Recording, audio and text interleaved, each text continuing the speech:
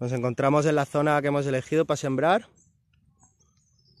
Una zona de garriga con algunos pinos y algunos pequeños robles asomando entre la garriga. Y aquí es donde estamos pinchando bellota.